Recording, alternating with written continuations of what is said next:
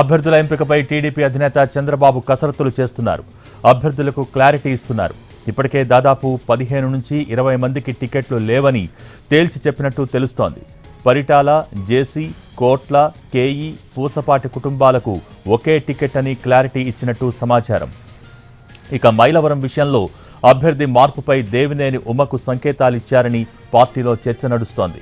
పెడనలో జాగ్రత్తగా పనిచేసుకోమని కాగిత కృష్ణప్రసాద్కి సూచించినట్టు చంద్రబాబు చెప్పినట్టు సమాచారం.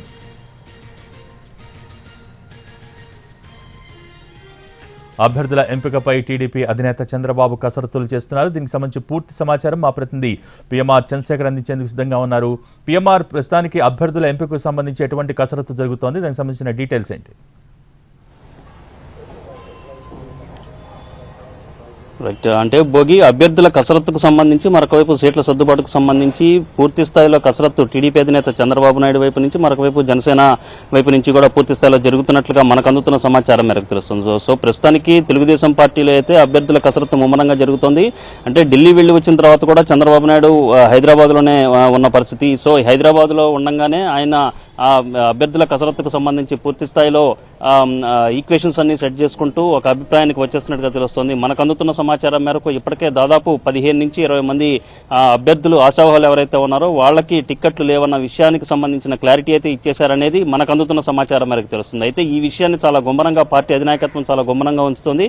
సో బయట జరుగుతున్న చర్చ కావచ్చు, పార్టీ వర్గాల నుంచి, పార్టీలో జరుగుతున్న పరిణామాలు, పార్టీ వర్గాల నుంచి మనకు అందుతున్న సమాచారం మేరకైతే పరిటాల, జేసీ, కోట్ల, కేఈ, అలాగే పూసపాటి అశోక్ గజపతిరాజు కుటుంబాలకు సంబంధించిన ఫ్యామిలీలకు ఒక టికెట్ మాత్రమే ఇస్తారనే విషయాన్ని చాలా స్పష్టంగా టీడీపీ అధినాయకత్వం ఆయా కుటుంబాలకు సంబంధించిన నేతలకు చెప్పేసినట్లుగా మనకి సమాచారం అవుతుంది. సో వీళ్ళందరూ కూడా తమకు 2 స్థానాలను కేటాయించాల్సిందిగా కోరుతున్న పరిస్థితి, వీలుంటే కనుక ఎంపీ, ఎమ్మెల్యే టికెట్లు కూడా ఆశిస్తున్న పరిస్థితి కనిపిస్తుంది. సో ఈ క్రమంలో ప్రస్తుతం ఉన్న పరిస్థితుల్లో కొత్త వాళ్లకు అవకాశం ఇవ్వడం, అలాగే కుటుంబాలకి వీలైనంత వరకు గెలుపు అవకాశాలను చూసుకుని మాత్రమే టికెట్ల కేటాయింపు అనేది జరుగుతుంది. కాబట్టి 2 టికెట్లు ఆశిస్తున్న కుటుంబాలు ఏదైతే ఉన్నాయో అక్కడ గెలుపు అవకాశాలని పరిగణలోకి తీసుకున్న తర్వాత ఇప్పుడు ప్రస్తుతం మనం ఏ కుటుంబాల గురించి అయితే చెప్పామో వాళ్ళకి ఒక టికెట్ మాత్రమే ఇచ్చే అవకాశం ఉంది అనే విషయాన్ని క్లారిటీగా చెప్పేస్తున్న పరిస్థితి కనిపిస్తుంది. మరొకవైపు కృష్ణా జిల్లాకు సంబంధించిన టీడీపీ సీనియర్ నేత, మైలవరం సిట్టింగ్ ఇన్ఛార్జిగా ఉన్న దేవినేని ఉమ కూడా పార్టీ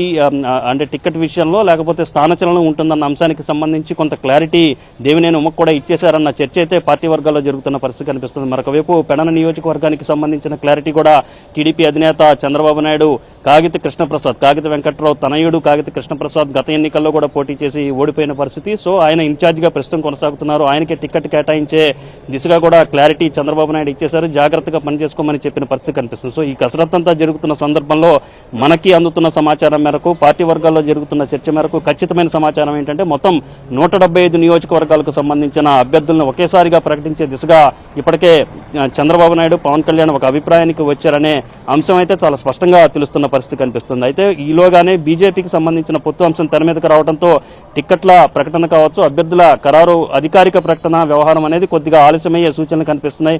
అక్కడ కూడా అంటే బీజేపీ కూడా కొన్ని టిక్కెట్లు కేటాయించాల్సిన పరిస్థితి ఉంటుంది కాబట్టి సో అక్కడ అభ్యర్థుల విషయం మీద కూడా క్లారిటీ వచ్చిన తర్వాత 175 నియోజకవర్గాలకు ఒకేసారి అభ్యర్థుల్ని ప్రకటించడం, అలాగే సీట్ల సర్దుబాటును కూడా అదే సమయంలో ప్రకటించడం అనే అంశాలకు సంబంధించిన కసరత్తు పూర్తయిన తర్వాత అధికారికంగా ప్రకటించే అవకాశాలు ఉంటుంది. విడతల వారీగా కాకుండా 175 నియోజకవర్గాలకు ఒకేసారి అభ్యర్థులను ప్రకటిస్తే సో ఒకవేళ ఏదన్నా డిస్టర్బెన్సెస్ ఉన్నా అవి మాక్సిమం ఒక వారం రోజుల్లో సెటిల్ అయిపోతాయి. కాబట్టి పెద్దగా పార్టీలను సీట్ల సర్దుబాటుకు సంబంధించిన విషయంలో కావచ్చు, అభ్యర్థుల మార్పు చేర్పులకు సంబంధించిన వ్యవహారంలో కావచ్చు, పెద్దగా జరిగే గొడవలు కావచ్చు, ఆందోళనలు కావచ్చు, పెద్దగా పార్టీ మీద ఎఫెక్ట్ పడదు అన్న అభిప్రాయంతో వ్యూహాత్మకంగా 175 నియోజకవర్గాలకు ఒకేసారి అభ్యర్థులను ప్రకటించే దిశగా కసరత్తు జరుగుతున్నట్టుగా తెలుస్తుంది. సో బీజేపీ విషయంలో పొత్తుల అంశం మీద, అలాగే సీట్ల సర్దుబాటుకు సంబంధించిన వ్యవహారం మీద క్లారిటీ వచ్చిన తర్వాత ఈ అధికారిక ప్రకటన ఉండే అవకాశం ఉన్నట్లుగా మనకి పార్టీ వర్గాల నుంచి అందుతున్న సమాచారం మేరకు తెలుస్తుంది. మరొకవైపు ఈ కసరత్తులో భాగంగా చంద్రబాబు నాయుడు చేస్తున్న కసరత్తులో భాగంగా నెమ్మదిగా అధికారిక ప్రకటన లేకున్నప్పటికీ అనఫీషియల్ గా అయితే